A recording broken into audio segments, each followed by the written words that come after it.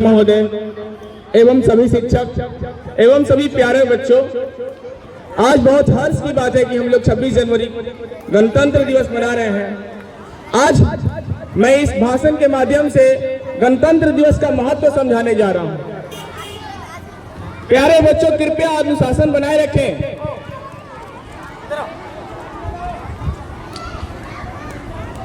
प्रिय साथियों, आज हम जब 26 जनवरी गणतंत्र दिवस के इस पवित्र अवसर पर एकत्र हुए हैं, मैं गर्व और दुख के मिश्रित भावों के साथ आप सभी से ये बात कह रहा हूं। यह दिन हमें हमारी आजादी की कीमत और हमारे स्वतंत्रता सेनानियों के बलिदानों की याद दिलाती है।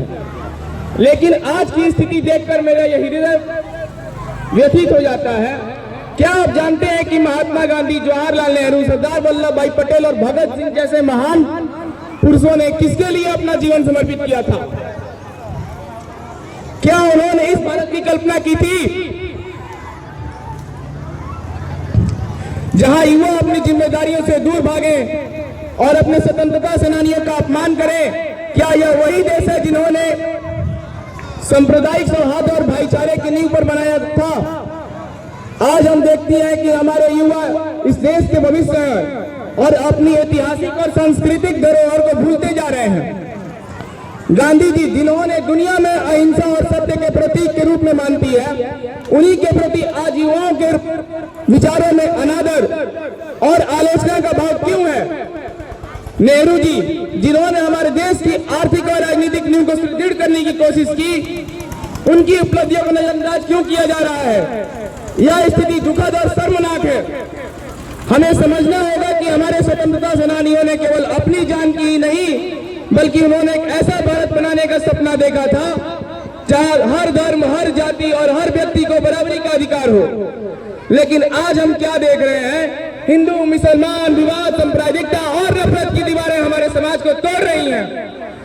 यहाँ मैं आज युवाओं से सीधे सवाल पूछना चाहता हूँ, क्या आप जानते हैं कि भारत के संविधान में जो आपको अधिकार मिले हैं वो किसके संघर्ष के परिणाम है?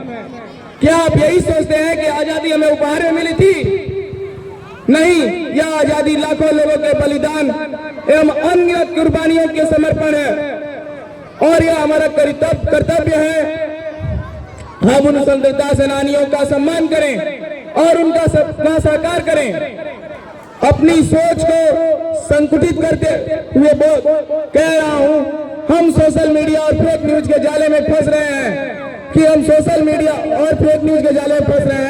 हमें समझना होगा कि हमारे स्वतंत्रता सेनानी न तो परिपूर्ण थे, न उन्होंने कोई गलती की थी, लेकिन उनके उद्देश्य और बलिदान को छोटा करके दिखाना या उनका अनादर करना हमारी अज्ञानता और मानसिकता की कमजोरी दर्शाता है।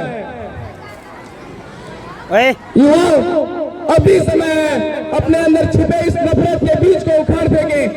आपस में हमें धर्म, जाति और विचारधारा के नाम पर लड़ने के बजाय एकजुट होकर इस देश को मजबूत बनाइए। हमारे पूर्वजों ने हमें आजादी दी है, वह केवल एक अधिकार नहीं बल्कि एक जिम्मेदारी भी है।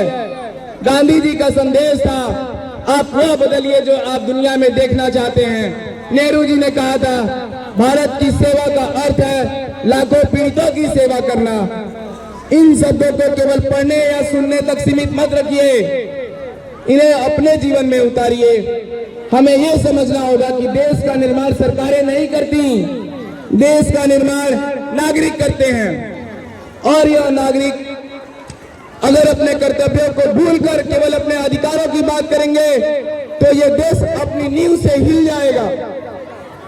मैं आप सभी से अपील करता हूं कि आज इस गणतंत्र दिवस पर हम सब मिलकर प्रतिज्ञा लें कि हम अपने स्वतंत्रता सेनानियों का सम्मान करेंगे